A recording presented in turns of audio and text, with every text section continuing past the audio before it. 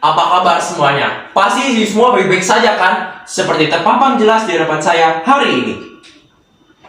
Selamat pagi dan salam sejahtera semuanya. Yang saya hormati Ibu Maria Siti Hartati, SPD, selaku Kepala Sekolah SMA Serada Santo Thomas Aquino, Bapak Denny Chandra Pamungkas, MM, selaku Wakil Kepala Sekolah di bidang kurikulum, Ibu Katarina Eni Budiastuti, MPD, selaku Wakil Kepala Sekolah di bidang sarana dan prasarana, Ibu Lucia Sri Handayani, SPD, selaku Wakil Kepala Sekolah di bidang kesiswaan, Bapak Ibu Guru dan Bapak Ibu karyawan-karyawan, serta teman-teman semua SMA Serada Santo Thomas Aquino yang saya cintai.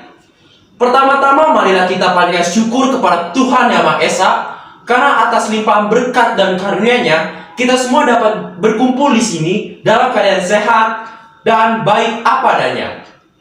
Perkenalkan, nama saya Nalida Jaja dari kelas 12 IPA 2 yang pada hari ini mendapat kesempatan untuk berpidato mengenai betapa bahayanya dampak dari polusi udara atau pencemaran udara yang tidak kalah jauh dari dampak asap rokok. Pasti di sini semua sudah tahu kan apa sih dampak dari pencemaran udara atau polusi udara? Lapisan ozon menipis, berkurangnya oksigen atau O2, adanya penyakit kanker, sesak nafas, dan ada juga hal yang sangat fatal seperti kematian seseorang. Tentu, lima-limanya ini semua benar. Itu merupakan dampak dari pencemaran udara atau polusi udara. Nah, makanya pada kesempatan kali ini saya akan mengajak Bapak Ibu Guru dan teman-teman yang ada di sini semua untuk mengenal dan membahas lebih dalam dampak dari pencemaran udara atau polusi udara. Bumi. Bumi adalah tempat tinggal kita atau bisa disebut juga rumah. Sebagai tempat yang kita sebut rumah, sudah sepantasnya kita menjaganya tetap bersih dan bebas dari polusi. Betul tidak? Ini bukan hanya untuk kita yang hidup di zaman sekarang, melainkan untuk anak cucu kita nantinya yang hidup di masa depan. Jika kita tidak mulai sekarang menjaga bumi dan sisinya, siapa lagi dan kapan lagi kita akan melakukannya? Di sekitar kita pasti ada namanya polusi. Dan polusi ada bermacam-macam jenisnya. Polusi yang disebabkan ada secara alami, ada juga polusi yang disebabkan secara ulah buatan manusia. Polusi yang disebabkan oleh buatan manusia yaitu adalah: 1. Polusi air. 2.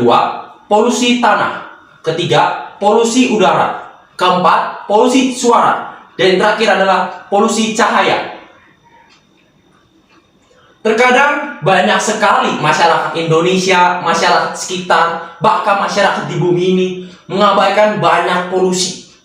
Mengapa demikian? Berikut ini contoh masalah dampak dari pencemaran udara atau polusi udara yang terjadi di lingkungan sekitar kita berdasarkan sumber harian Kompas, yaitu 1. Masalah pertama yaitu gangguan saluran pernafasan. Masalah ini sering terjadi atau umum. Betul tidak? Karena ini sering terjadi di lingkungan yang terkena banyak polusi udara. Penyebab dari masalah yang pertama ini adalah 1. Pembakaran sampah di tempat yang terbuka sehingga asapnya kemana-mana. 2. Banyaknya penggunaan kendaraan bermotor pribadi sehingga banyaknya debu dan berkurangnya O2 atau oksigen. Dan yang terakhir adalah pembuangan sampah secara sembarangan sehingga membuat lingkungan tidak sedap dan membuat lingkungan sekitar kita tidak nyaman. Memang, untuk menghilangkan polusi udara sangatlah sulit untuk menghilangkan sekaligusnya. Tetapi ada alangkah baiknya dan solusi, yaitu meminimalisirkan polusi atau pencemaran udara tersebut. Berdasarkan web tirto.id, udara yang mengandung gas karbon dioksida dan gas beracun lainnya bisa menyebabkan mengganggu sistem pernafasan manusia seperti asma, bronkitis, dan masih ada lagi yang mengganggu kesehatan manusia seperti sakit paru-paru, sakit jantung, kanker pada berbagai organ tubuh, gangguan hipertensi, gangguan reproduksi, dan yang paling parah ada yang menyebabkan kematian seseorang. Maka dari itu, saya mempunyai solusi yang tepat dan efektif untuk masalah yang pertama ini. Yaitu, pertama, mengurangi kendaraan bermotor pribadi dengan cara menggantikannya menggunakan angkutan umum seperti bus atau angkot, atau kita juga bisa jalan kaki jika jarak yang ditempuh dekat. Kedua, selalu memakai masker seketika keluar dari rumah. Ingat, selalu memakai masker ketika keluar rumah agar tidak terkena debu dan asap. Ketiga, jangan dibiasakan untuk membuang sampah sembarangan. Seharusnya kita membuang sampah pada tempatnya agar lingkungan tidak bau dan nyaman untuk kita. Keempat, jangan dibiasakan untuk membakar sampah secara sembarangan di tempat yang terbuka. Dan cara yang terakhir kita bisa lakukan di lingkungan sekitar kita, yaitu dengan cara melakukan kerja bakti agar di lingkungan kita sehat dan nyaman. Masalah kedua, atau yang kedua adalah menipisnya lapisan ozon. Betul, masalah yang kedua ini adalah penyebab dari polusi udara atau pencemaran udara sehingga menyebabkan lapisan ozon menipis. Berdasarkan web kompas.com, lapisan ozon adalah lapisan yang merupakan di seluruh bumi, lapisan yang ada di seluruh bumi dan yang mengandung molekul ozon. Molekul ozon ini terdiri dari 3 oksigen. Guna dari 3 molekul oksigen ini yaitu sebagai perisai antara bumi dan sinar ultraviolet dari matahari. Jadi bisa dibilang lapisan ozon ini sebagai tabir surya yang melindungi kulit kita dari sinar matahari. Sangat disayangkan sekali bukan jika lapisan ozon menipis. Berdasarkan fakta bahwa lapisan ozon menipis terus-menerus diakibatkan karena aktivitas manusia yang dilakukannya sehari-hari. Banyak akibat yang ditimbulkan oleh masalah tersebut sehingga lapisan ozon menipis. Penyebab dari masalah kedua ini adalah 1. Adanya penggunaan bahan senyawa kimia yaitu CFC atau bisa disebut juga chlorofluorocarbons. Kedua, banyaknya pembakaran sampah secara sembarangan di tempat yang terbuka. Dan yang terakhir, polusi udara yang terdapat di asap kendaraan bermotor. Banyak akibat yang ditimbulkan dari masalah tersebut sehingga menyebabkan lapisan ozon menipis. Yang pertama, adanya pemanasan global sehingga memicunya melelehnya es di kutub utara dan kutub selatan, atau bisa disebut juga global warming. Kedua, meningkatnya permukaan air laut. Ketiga, tidak menentunya cuaca dan iklim. Dan yang terakhir adalah meningkatnya bencana alam. Kalau yang dari kita lihat, dampak dari lapisan ozon menipis ini sangat membahayakan sekali bukan untuk manusia yang hidup di zaman sekarang maupun di masa depan nantinya. Betul tidak? Nah, maka dari itu saya mempunyai solusi yang tepat dan efektif untuk mencegah lapisan ozon menipis. Yang pertama, jangan membiasakan diri untuk membakar sampah di tempat yang terbuka secara sembarangan. Kedua, mengurangi penggunaan kendaraan pribadi karena emisi atau gas bahan bakar yang dihasilkan oleh kendaraan itu bisa memicu lapisan ozon menipis atau lapisan ozon dalam keadaan yang bahaya. Dan yang terakhir adalah membudayakan penghijauan di sekitar lingkungan rumah kita atau di lingkungan sekitar kita dengan cara merekam program 1 rumah 1 pohon. Yang dimana tentu jika kita mau membeli suatu tanaman atau suatu pohon itu sesuai dengan budget kita masing-masing. Dan selalu terapkan dalam diri kita slogan yaitu Let's do something green today, agar kita tidak lupa dengan tujuan kita yaitu mencegah lapisan ozon menipis.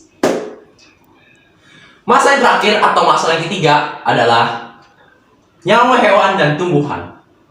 Polusi udara atau pencemaran udara tidak hanya berdampak negatif dan berdampak besar bagi manusia, tetapi juga berdampak besar dan berdampak negatif pada hewan dan tumbuhan. Penyebab dari masalah yang ketiga ini yaitu 1. adanya pembakaran sampah secara sembarangan di tempat yang terbuka. Kedua, adanya pembuangan sampah secara sembarangan sehingga menimbulkan bau yang tidak sedap. Ketiga, asap dari kendaraan bermotor. Dan yang terakhir adalah adanya limbah rumah tangga yang dibuang ke saluran air sehingga menimbulkan polutan yang bisa membuat menyengat bau dari saluran air.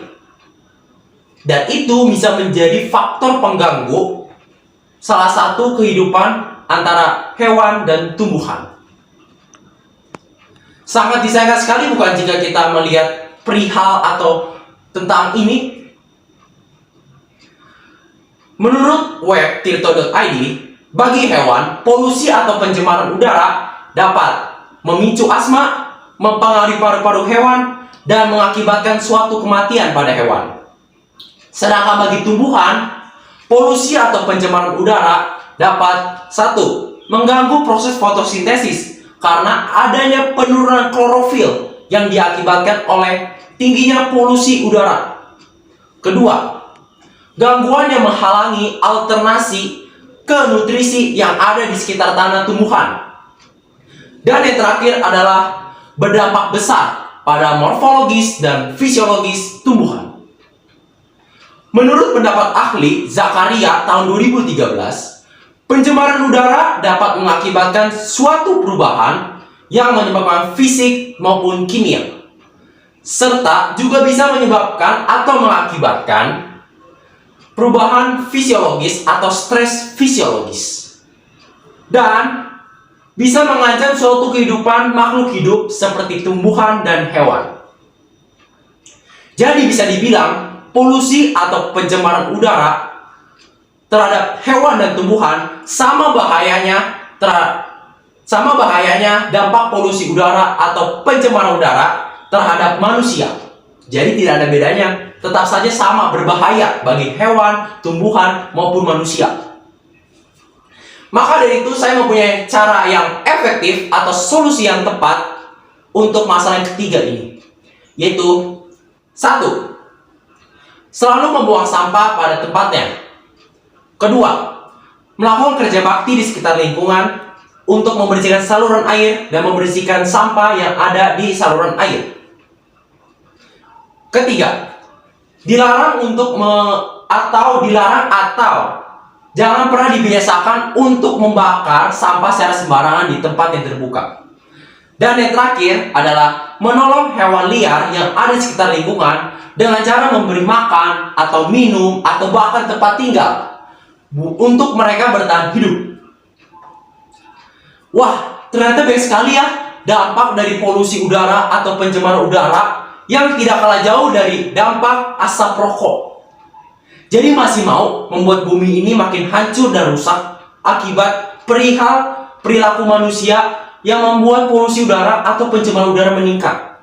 Tentunya tidak mau kan, apalagi ini sampai generasi kita yang masa muda, sampai masa depan. Mau bagaimana nasib mereka nanti? Apakah negerinya dipenuhi oleh polusi udara atau pencemaran udara? Jika kita tidak mulai sekarang untuk menjaga bumi dari sisinya, kapan lagi dan siapa lagi yang akan melakukannya? Maka dari itu, saya akan mengajak Bapak, Ibu guru dan teman-teman semua yang ada di sini untuk mulai peduli dengan lingkungan sekitar kita. Yuk, kita bisa mulai dengan lingkungan terdekat kita, yaitu lingkungan rumah, sekolah, dan lingkungan masyarakat. Dengan cara membuang sampah pada tempatnya, jangan membiasakan diri untuk membakar sampah secara sembarangan di tempat yang terbuka. Dan yang paling penting ini dia, membiasakan diri untuk mengurangi kendaraan bermotor pribadi agar mengurangi dampak dari pencemaran udara atau polusi udara. Yuk, kita harus mulai peduli dengan lingkungan sekitar kita. Saya harap pidato saya yang hari ini dapat bermanfaat bagi Bapak, Ibu guru dan teman-teman semua yang ada di sini semua. Tanpa ada Bapak, Ibu guru dan teman-teman di sini semua, saya hanya berbicara sebagai individu, bukan manusia. Keberadaan Bapak, Ibu guru dan teman-teman yang ada di sini semua sangatlah berarti bagi saya.